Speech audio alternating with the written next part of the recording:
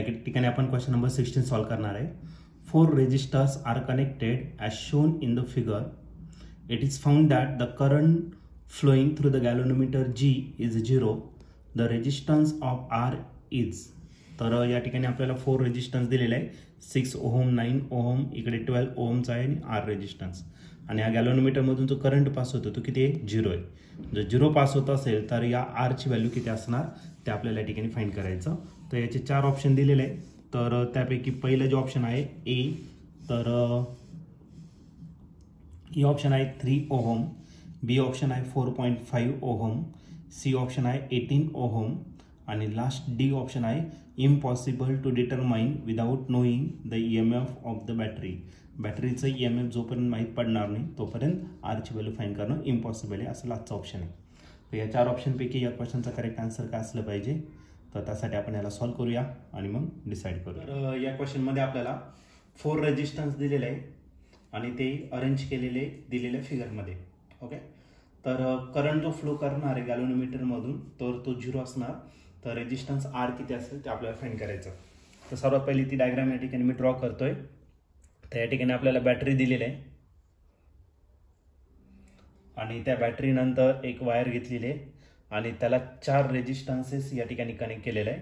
पहिला जो रेजिस्टन्स आहे तर तो आहे 6 ओहमचा. त्याच्या पुढे आणखीन एक रेजिस्टन्स दिलेला आहे, तो दिलेला आहे तुम्हाला 9 ओहमचा.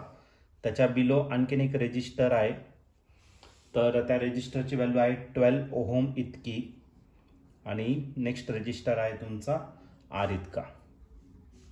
ओके, आणि याच्यामध्ये आपल्याला गॅलोनोमीटर कनेक्ट करायचा.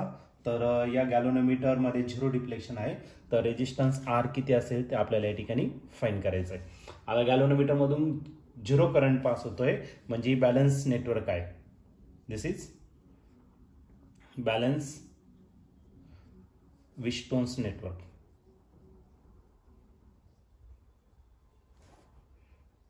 ब्रिज म्हणा किंवा नेटवर्क म्हणा. तर हे बॅलन्स काय, तर बॅलन्स जर असेल तर या 2 रेजिस्टन्सचा रेशो.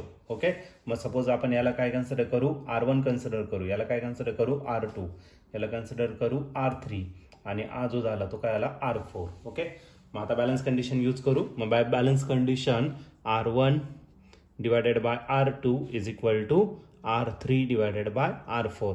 R1 दिलेला आहे तुम्हाला 6 ओहमचा, R2 दिलेला आहे तुम्हाला 9 ओहमचा, R3 12 ओहमचा आहे आणि R4 आरचा आहे. आणि आरच फाइंड करायचा. आरला इकडे घेऊन टाका, बाकीची इकडे ट्रान्सफर होईल. मग 12 × 9 त्याला डिवाइड करायचं कशाने, 6ने. 9 इकडे गेला, 6 इकडे गेला. 6च्या टेबलमध्ये 12 आहे. 6 1 = 1, 6 2 = झाला 12. मग आर भेटेल तुम्हाला 2 × 9, 2 9 = झाला 18. मग आरची जी व्हॅल्यू आहे ती किती असणार, 18 ओहम या ठिकाणी रेजिस्टन्स असेल. ओके, आणि या ठिकाणी तुम्ही ऑप्शन जर बघितलं तर ऑप्शन नंबर सी जो आहे तो या ठिकाणी आपला करेक्टली मॅच झालेला आहे. मग या क्वेश्चनचं जे आन्सर असणार आहे ऑप्शन सी. ऑप्शन सी म्हणजे काय, the resistance R is equal to 18 ohm.